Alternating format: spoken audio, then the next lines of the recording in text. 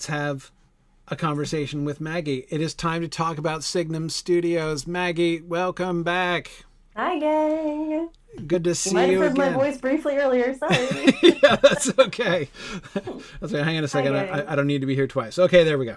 All right. You might also see a Merlin because, of course, I started talking and he needs to be seen. So Yes, exactly. yeah. Exactly. He's got his own following. Yeah, it's a Saturday, so of course Pixie is unlikely to be joining me because she's upstairs with her favorite person all day. So I'm the auxiliary backup squad. I have no illusions about this. So I understand. It's good to know where we stand. Exactly. With these animals. Exactly. Yeah. Anyway, Maggie, I would emphasize to everyone, Maggie is joining. For those of you who were with us in Other Minds and Hands this week, the day before yesterday, Maggie was joining us live from the Portland airport. Yeah. Guys, I kind of feel like I'm still on that same day. Yeah, now she is back in Wales and still attempting to adjust to the jet lag of the 8-hour time shift that she has experienced in the last 48 hours. But so glad you could join us, especially under these circumstances, Maggie. So let's talk a little bit about Signum Studios. I mean, I feel like in a lot of ways, our vision for Signum Studios was really born in a train ride from I was going to say the train ride. from Boston to New York. Yeah, Corey and I were on the same flight down to the New York premiere for Rings of Power, and our flight was canceled. So they rebooked us onto a train. And thank goodness, because we sat across from each other for about 3.5 hours and hammered out every detail that we had at that point. I think it's changed a fair bit even since then. But it definitely came down to that train ride. Yeah, it was really the moment when it really kind of came home to me that we were going to be able to move ahead with Signum Studios sooner than I thought we would. You know, I was still kind of thinking that was sort of an aspirational thing that we'd be able to get to. Parts of it are, but there's, I think parts of it are absolutely aspirational, and we can see like a really natural path of where it could go. Yeah. But there were so many things in motion already that were like, let's get a start, you know? Yeah, exactly. And of course, as I mentioned in the State of the University address, the chance to work with the Studio Lab folks has just been amazing. Yeah. Not just the equipment, they're really fun to work with, and they're lovely humans. Yeah. So, bonus. It has very been much like the Signum community. Yes, a lot like. It's been great working with them. Of course, Ben, who is our director in Rings and Realms and sort of our chief co-conspirator there at Studio Lab, has been wonderful to work with. So thankful for Ben Davis and all of his help and facilitation. He's the one who really made that partnership possible, and it has just been delightful. And really that opportunity, the thing that kind of crystallized and made this possible was the combination of having you being able to come in and all of your ideas about what we can do with the Signum Studios, and then the opportunity to actually have the facilities to be able to launch that. Those two things coming together, was really what has enabled over the course of these last 6 months for us to come to the place where we're like, man, this is happening. This can really happen, and I can't wait. I don't think we can undersell the support from Studio Lab and how big of a deal that is, because it's a pipe dream to make films, but the cost of Rings and Realms alone, we figured out what it is per episode, and let's just say it is way beyond what any of us would be capable of covering. And that's beyond. Just to make it, not to buy the equipment to make it. So we would not be able to build the studio, let alone film and create, edit, all the stuff that they did in a 48-hour period, sometimes 36-hour period. Yeah. Sometimes. Exactly. No, it's really been an amazing opportunity. And I mean, I remember having fantasies about like what we could do. Like, I remember people laughing at me for very good reasons. Yeah. When I said, when was this? This was like 2012, ages and ages ago. I was like, Signum should have a TV studio. We can produce stuff. And people are like, okay, right? Well, maybe eventually, but that's pretty far down the road. It was it seemed to be in the same sort of category as when my son, the student pilot, says Signum should get a private jet so that I can fly, Signum people around. And I'm like, oh yeah, son, that's okay, dibs. Yes, please. yeah, exactly.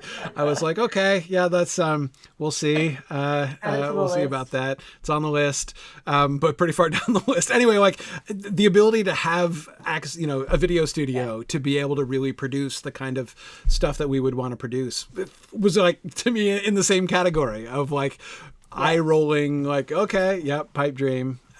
Interesting, but and also to not just have, sorry, I've got the dog with the squeaky toy.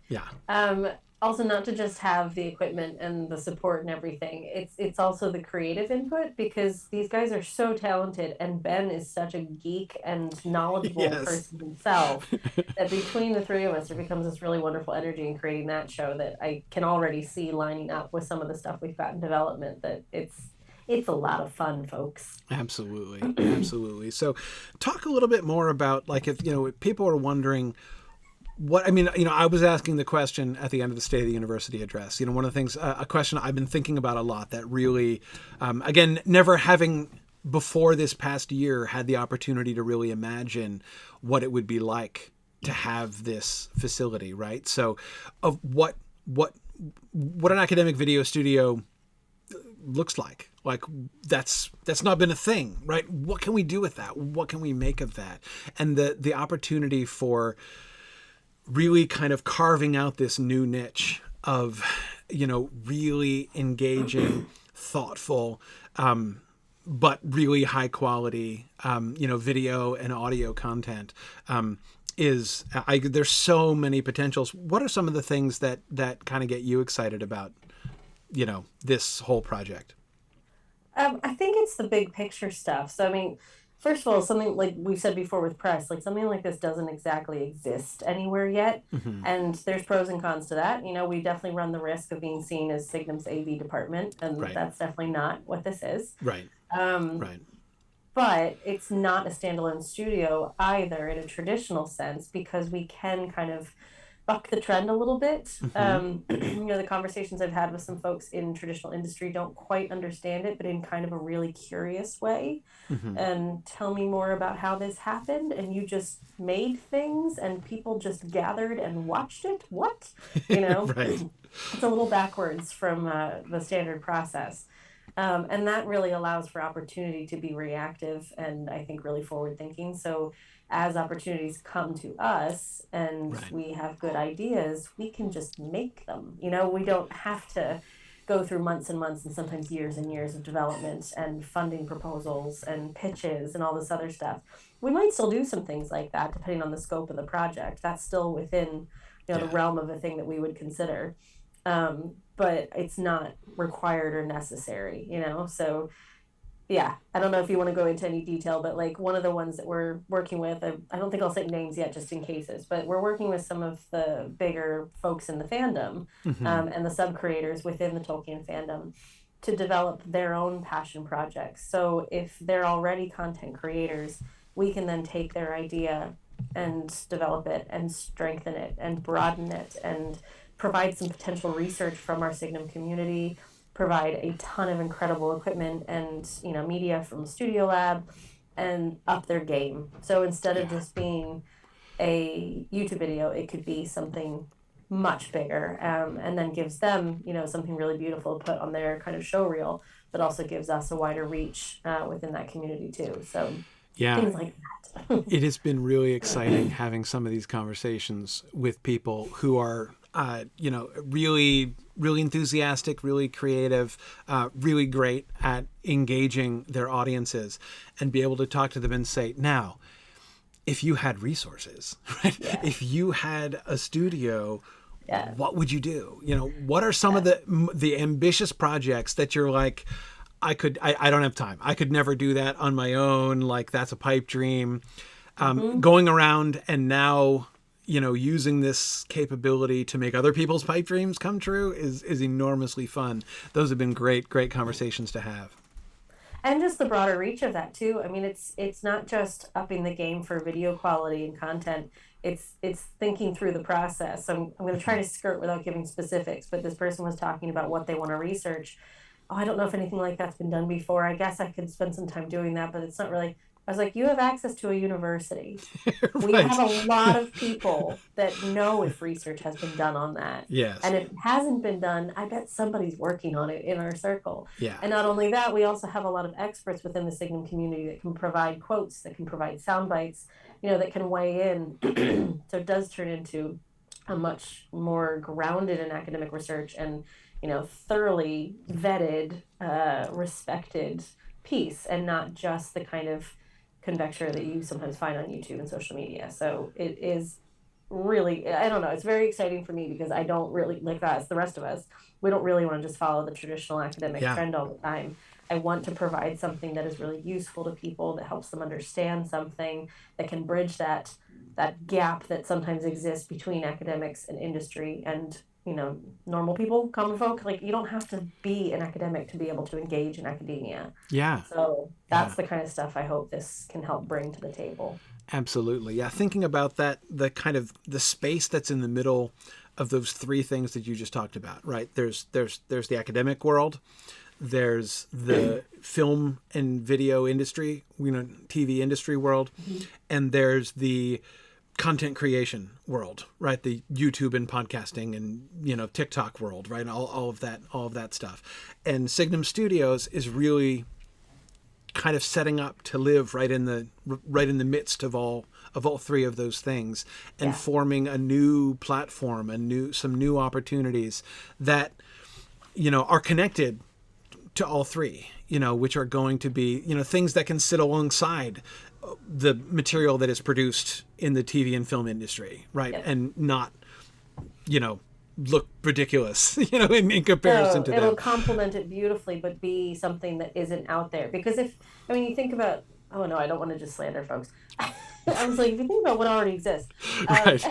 if you think about traditional studios and what they put out, they really have to think about wide audience appeal, who's going to buy it, Yes. and therefore sometimes it's super top note. It doesn't really get to any kind of substance sometimes, and we don't have to worry about that as much. We can get to the substance Yeah. and still make it be widely appealing. That's how Signum has operated from the beginning, right? I mean, look at our academic programs, right? Our academic programs, most universities, as you say, top note, right? Trying to appeal to as broad an audience as possible. And that's rooted in the fact that universities have almost, until very recently, been completely geographically located. So if you're trying to draw students from your geographic area, which most universities are, you've got to have as broad an appeal as possible so that as many of the people in your geographic area as you can will come to your university. But that means you don't have the opportunity for depth in some areas. And it's one of the reasons why things like Germanic philology, which we do, has been dying out all over the world because there's not enough appeal. Like an insufficient number of people who live in, Western Western Wisconsin or whatever, right, want to study that in order for them to justify doing it at universities in that area. So they drop it. Whereas we at Signum bring people who are interested in Germanic philology from everywhere in the world, right, and bring them all together in one place and have formed the largest Germanic philology program on planet Earth, right? And so similarly, our niche focus is, often people have asked me, like, when are you going to move beyond, your niche? You guys are so narrow. And I'm like, no, that's actually our strength. That's what we do. Yeah. I mean, we're going to widen it, but we're not, I have no plans to try to make Signum into a normal, like, we do a little bit of everything kind of university. And so the studio too will be able to benefit from that kind of thing. We're not trying to appeal to the kind of, that sort of top note appeal to the sort of audience that like Netflix has or Prime Video has or something like that. We are primarily going to be focusing on our niche, but bringing people together in that niche from everywhere in the world, which gives us a really deep pool, actually, of interest that we can pursue. And I would say that we're not limited to the niche either, because I think studios often widely underestimate the audience. That niche is really attractive to folks, and I think it will appeal to the Netflixes and the Amazons and the things like that. So I think what we produce will just be a full-on passion project with really high quality. And Right. that's shiny, that's something Yeah. different that doesn't exist. And that is something marketable. So our community, absolutely no problem. Yeah. But I can see that it would go farther than that too, which is exciting. Absolutely. Absolutely. No, I mean, but it's just the excitement of that kind of trifecta, right? Of Mm-hmm. having producing projects that can sit alongside premiere TV and film productions and not, be embarrassed to sit next to them, which can live in the academic world, right, and be viewed and and considered by professional academics with respect, which can also live in that fan content world, Yes. the YouTube podcasting world, and be as engaging and exciting for, for everybody who is in this niche, right? Who is passionate about these things to come and enjoy without like high thresholds and barriers to entry. To be able to do all three of those things in one place, that is exciting. And Very again, cool. I don't know anybody who's done that. I mean, this is Yeah. really a new thing, and And kind for of the amazing. studio structure, the professional industry to really see it too. We've seen that even from our time with Yeah. working with Amazon, of just the amount of wow they have when they Yes. saw the first episode of Rings and Realms. We're like, yeah, and we did that on the fly. Yeah, we can do better. We can do better with time to prepare, maybe. It was great. Yeah. With more sleep than 3 hours. Ideally, ideally. Yeah, Oh, it was great. absolutely. Well, let's talk about. So, there's another project that we're working on in the short term. One of the first things that I think we're looking to develop. It's relatively simple to execute, which is why it kind of moves to the top of the queue. It's going to be one of the first things that we're going to be. Offering as a Signum Studios sort of line, and I'm really pumped up about this one. I've been working on this one already. Maggie, you want to tell people what we're working on? Sure. So I haven't practiced this, so I mean, bear with us as the pitch isn't shiny yet. But basically, we realized how popular it is to listen to audio commentaries. We Yeah. want audio commentaries, but the things that exist are nothing like what we're able to offer. So Mm-hmm. the concept is similar to riff tracks, the comedy tracks that you can download, which is comedy and comedians alongside your favorite movies. We're going to be tracks that offer analysis, and we're going to call Yeah. them fan tracks. So with fan tracks, you can engage with your favorite works in a myriad of ways. It's not going to be like, oh, we've got one track for Peter Jackson's trilogy. No, we might have 2 dozen because We it's going to might. depend who wants to work with us, who we want to work with. So whoever has access to an audio studio and we work with and develop and do the screening and the quality control and all that stuff. If we get the production, the fans, the academics, all these different people, you could have dozens of tracks underneath each film. And we're going outside Lord of the Rings too. We will Mm-hmm. happily look at Harry Potter. We will happily look at his Dark Materials.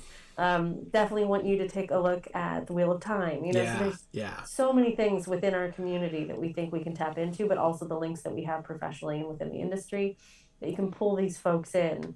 And each track will be a single track that we can monetize, but maybe there'll be packages underneath that you can buy all the Lord of the Rings ones for this amount. Or Yeah. eventually we'd like to pull it into a subscription Yeah, we structure. just give access to our whole catalog Yeah. for a low. I mean, again, as with everything that we do at Signum, we're trying to price everything as low as we possibly can, while still also making sure that we can compensate the talented folks who are going to be making the commentaries and stuff. But yeah. So I mean, the possibilities of this. It's going to be so much fun. I just can't wait. I've already begun working on commentaries for some of the other, the Tolkien adaptations. I'm working on. I'm going to be going in and starting recording my commentary on the Peter Jackson films soon. I plan to. I'm going to go back and my plan is that I want to start off like my base point is going to be audio commentary tracks on like every Tolkien adaptation ever done, including, by the way, the Soviet Fellowship of the Ring, which I am absolutely doing an audio Can't commentary track wait. for. Yeah, Yeah. absolutely. And anyway, so, I mean, and a lot of this was really kind of inspired by, and of course, many of us have listened to the audio commentary tracks on the Peter Jackson films over the years, right? There's the cast track and the tech track and they're the ones that got me track. into this. To be perfectly honest, I was like 20 when I started listening to those, and it was like, wait, this is a thing we can do professionally. That's a life that I could live. Right. I'm working on it. Not living that life yet, but we're taking steps close to it. Right. Yeah. Very exciting. Exactly. So this idea has been kind of percolating over the last few months as we've been working on stuff, and we're like, man, this needs to exist. And then as soon as we started thinking about it, we're like, man, the potential, like, we can do anything. We can do everything, right? We can bring in, we're going to start with what we know and with the people that we already have kind of on staff and close friends that we're connected with doing stuff that we know. But man, like, to be able to have fan tracks for, like all the Star Wars things and like, I don't know, like the whole run of Doctor Who and oh goodness, there's so many things, all the Marvels and everything else. The adaptations, the BBC adaptations, like it doesn't just have to be adaptations. We've definitely talked about thematic things we can do as well. But I mean, like I can't wait for like the series of you and Gabriel Schenk doing Arthurian films. Oh man, so much. I don't know if Gabriel's watching, but Gabriel, that sorry. Totally. I'm just kind of dragooning you into that, Gabriel. Just like FYI. I don't think he'll fight, but we'll see. I'm just brainstorming. Oh man, I'm talking about things I would love to see. Right? I'm talking about things I would love to see. And but again, also, then going into the community too. So like we're talking about our community, but I totally want to find like the top YouTubers for each of these things and invite them to come in. So financially it makes sense because they can get a cut of this track and it sits under our brand, our supply. But the voices that we could get under each of these would just be so fun. That I would love to watch Rogue One with 15 different interpretations and 15 different viewpoints. Like that's the thing that really excites me too, is that like it's not like, as you said, it's not like we have to fight and be like, okay, who gets to do the commentary track for the Peter Jackson films? We can do as many as we want. You can have, so that you can listen to the different takes and the different responses of a wide variety of different folks, especially other voices in the fandom that you are interested in. Which I assume everybody has watched these films a few times. Right. So let's watch them a few more with new things. Yes, please. Yeah. Oh man, there's so much. I mean, there's just limitless potential to the amount of material we can eventually be putting out here. So, I was asked a week or so ago if I would do Twilight, and I said yes, but only if I'm allowed to be tipsy while doing it. Which, by the way, I think would be a perfectly legitimate subgenre of the fan tracks. Well, Ben offered that too, that we would probably do on a drunk viewing of Tolkien. Right. Yes, that is it is a possible subgenre that could be available. Tipsy tracks, exactly. Tipsy something. Tracks. Yeah. Fan track. Yeah. Let's start with the standard ones first. Exactly. We'll branch out to more avant-garde material after we establish those will be bonus episodes around the holidays. Yeah, exactly. Or with the drinks. Now with drinking games. So much potential. Oh my God, the drinking games, guys. I did one in college with Peter Jackson's trilogy. I think we'd be sued if we did that one. Well, exactly. We have to nose day version. That's right. We have to be careful about explicitly encouraging, alcohol poisoning and that sort of thing. So moving back to the traditional stuff that we're very excited about and very professional and ready to produce. Absolutely. It's gonna be great. Yeah. No. So this is one of the, and again, it's just one of the first initiatives we have. As you said, there's one or two video projects that are already in discussion and in development, and people of course should stay tuned for more announcements about that kind of thing. There's also some collaborative work that you're doing together with the Signum Press as well, for some other projects also that will be able to be announced soon. So anyway, one has already shot and footage completed, and the other is in development, so they're on their way. Exactly. So anyway, it's going to be great fun. Well, Maggie, I can't wait for the next stages, really the initial stages of the journey. We've kind of discussed setting out on the journey, and now we are heading out on that now. It's gonna be great fun. Thank you so much. Your willingness and expertise and enthusiasm has really made this possible, and I am so grateful to have you with us, and can't wait for this. Oh, I'm thrilled to be here, and for all the people we get to work with and all the people we will get to work with. So thanks, gang. Awesome. All right. Thanks, Maggie. I'll let you go and get some rest. We're gonna